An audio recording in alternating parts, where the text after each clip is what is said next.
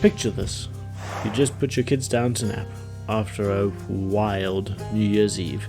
That ended at 8 PM. You want to play a game. Work on your New Year's resolution to play through that Steam backlog. You realize you maybe have 45 minutes, possibly 1 whole hour to play any game. Is Hades the game to play? And can it be a fun gaming session? Let's find out together.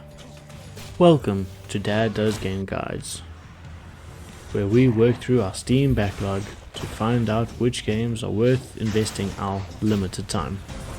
Parent or not, if you're someone with limited time, then this is a series for you. Today we'll spend 15 hours in Hades.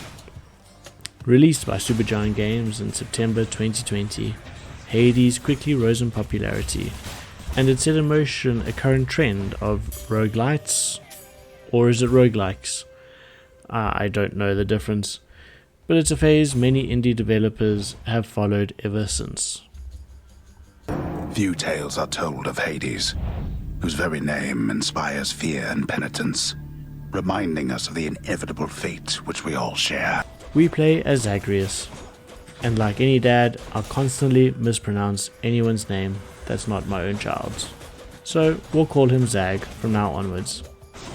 Zag is the son of Hades, and he wants to escape his dad's realm. At its core, this is a story about a father and a son not truly understanding or effectively communicating with one another. Stupid boy. I told you nobody gets out of here, whether alive or dead. So how was your wanton ransacking of my domain? Greetings, Father. My ransacking was a delight, thank you for asking. So I'll just be on my way again. At the start of the game, we aren't given a lot of information, but the core gameplay loop becomes clear early on. You want to escape? Other gods of Olympus want to help you escape. Simple enough. WASD to move, click to hit, and we're on our way. In order to complete the game, you need to get through 3 levels: Tartarus, Asphodel, and Elysium. Each is comprised of multiple zones with enemies that need to be defeated. At the end of a zone, you'll receive a reward, and then 2 pathways to select your next reward for completing the next zone. Each level has multitudes of unique enemies and encounters, from bomb-throwing pots to sword-wielding demons. Anything and everything your imagination can think of probably features as an enemy. There are a few moments of reprieve, meeting fun and interesting characters within your run, like Sisyphus, Eurydice, and Thanatos. They'll give you a boon after interacting with them, like health or skill increases. There's also the ever cheerful Charon, one of the two, who's always ready for a chat. I'm a big fan of comic books, and this game has artwork which makes my eyes happy. That being said, I wouldn't let my kids watch me play this, not unless they were a bit older. It can be daunting to see some of the characters, and for a child's imagination, these images would definitely run rampant in their dreams. If you're a parent, you probably aren't sleeping that well anyway, but I wouldn't pour fuel on that fire. Each death resets you to the beginning, so you need to complete every stage in one run. It's a difficult task, but one consolation prize is the side characters. Each time you die, you can either jump right in and begin again, or you can experience the side cast of characters. Hey, Hypnos, what would it take for you to let me through the locked door down the hall? That's a good one. These characters we meet have fun and insightful conversations with us after each death, and it's worth it to speak to them right before your next escape attempt. To be honest, it actually makes each death slightly more tolerable, and I started to look forward to how each character would interact or react to who or what killed me. There's fun things to do.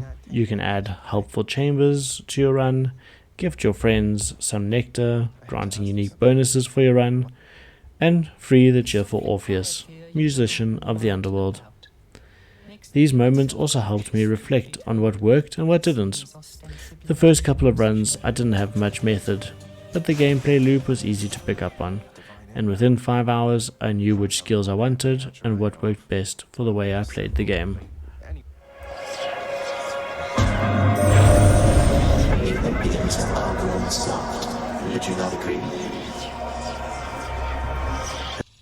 The gameplay is where Hades shines. It's simple enough to get around, and attacks and movement feel natural. Space to dash, Q for a special move, and F for a god call. That's a special ability that may or may not come up on your run. Before you start, there's various skills that you can get from Nyx's Mirror. Each skill is beneficial, but it costs a currency called Darkness. Darkness is important throughout the game, but especially in the beginning.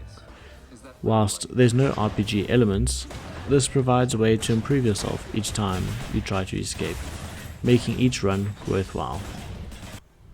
You can also select a keepsake.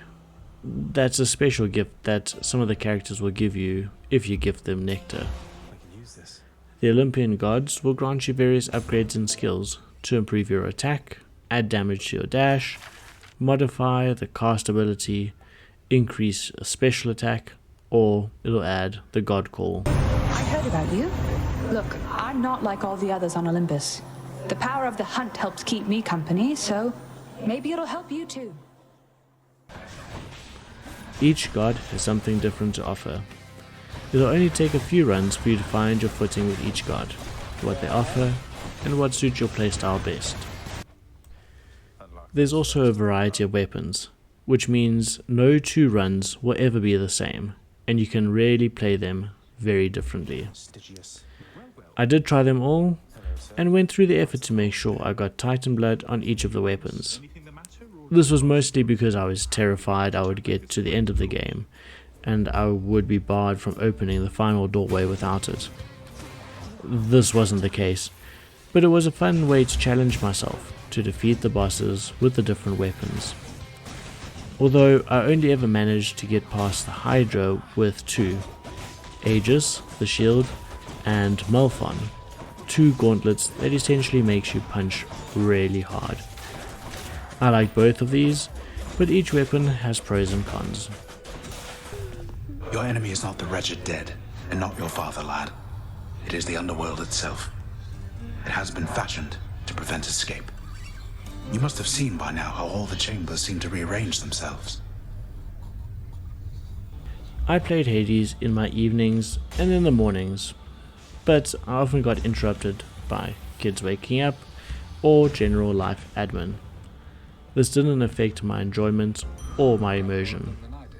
The game is fast paced and keeps you invested from the moment you boot it up until you shut it down. The main gameplay loops over and over again until you escape. Each loop can take anywhere between 10 and 30 minutes. More importantly, the game saves at the beginning and end of each area, which provides an easy point to stop the game and help settle your kids back to sleep. In the 15 hours I played, I felt like I was making really good progress. Other than a stint where I just could not get past the Hydra in Asphodel, I always felt like I was improving or getting better. From what I can tell, you can complete the game in 15 to 30 hours. And there's lots of story and character moments to enjoy while you play. I personally didn't escape in 15 hours, but I do think it's possible. From within a humble residence in Asphodel reverberates the golden-sounding voice of Lorne Eurydice, who once attempted to escape the underworld and failed utterly, much like Prince Zagreus.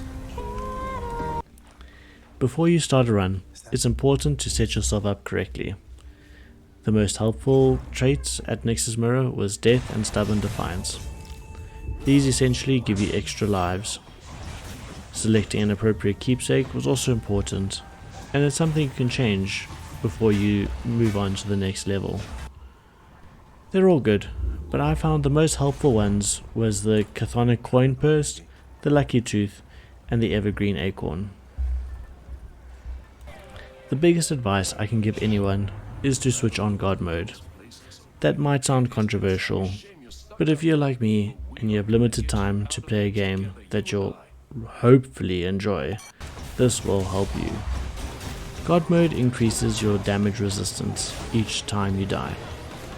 This isn't a must-have, but it's something I didn't have, and it made my many deaths in Asphodel, the second zone, quite frustrating. My strategy was to level up my damage as much as possible. Dash and my special was my next choice, and then the ranged cast attack was at the bottom of my priorities. Zeus and Poseidon gave great area of effect buffs, and the deflect abilities from Athena always helped. The cast ability worked best when you could add some area of effect.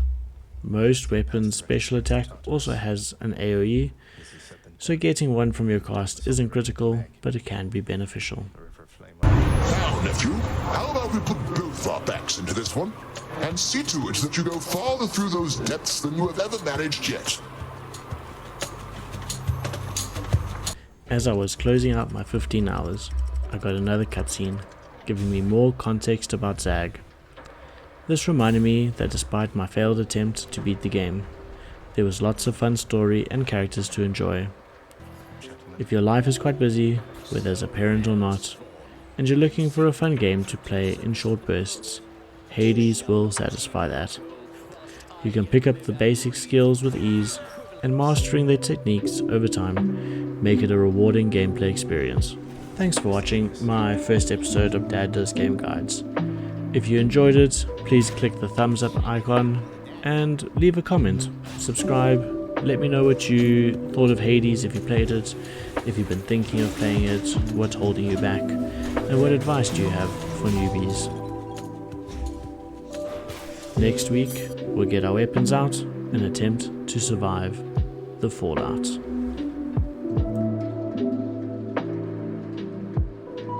I've decided I should give this singing thing another shot for now, my friend. I hope you like it. It's beautiful, mate. If only Eurydice could hear you right now.